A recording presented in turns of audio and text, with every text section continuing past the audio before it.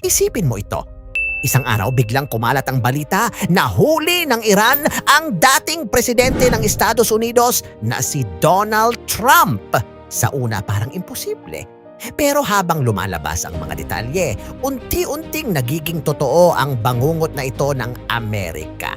Bago tayo magsimula, humihingi ako sa iyo ng isang like at isang subscribe.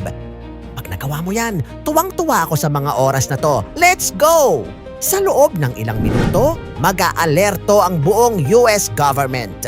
Hindi ito ituturing na simpleng pag-aresto, kundi isang direktang hamon sa kapangyarihan ng Amerika.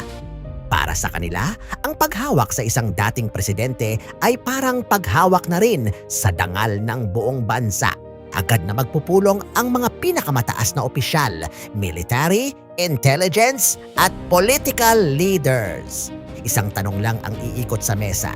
Paano nila ibabalik si Trump? Habang nangyayari ito, posibleng maglabas ang Iran ng pahayag. Hindi nila ito itatago.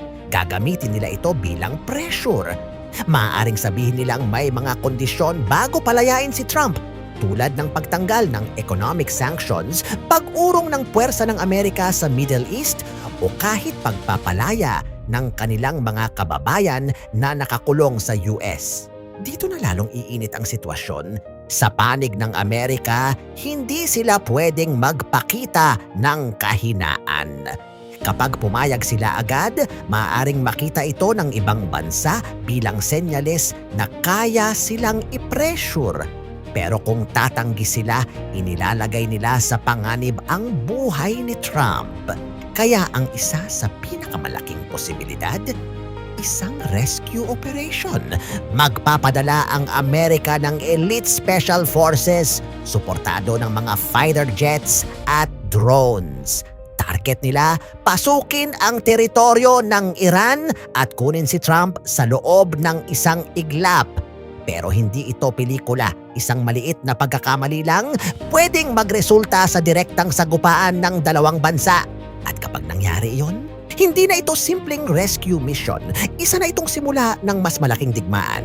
Posibleng gumanti ang Iran gamit ang kanilang missiles laban sa mga base ng Amerika sa Middle East. Maaari ring madamay ang ibang bansa, mga kakampi ng US at mga kaalyado ng Iran. Unti-unting kakalat ang tensyon sa buong mundo. Tataas ang presyo ng langis, babagsak ang stock markets, at ang mga ordinaryong tao, walang kamalay-malay, ang unang tatamaan ng epekto. Sa gitna ng kaguluhan, iisang tao ang magiging simbolo ng lahat. Si Donald Trump.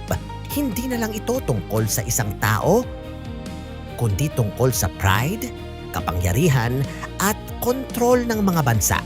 At sa puntong iyon, mahirap nang umatras.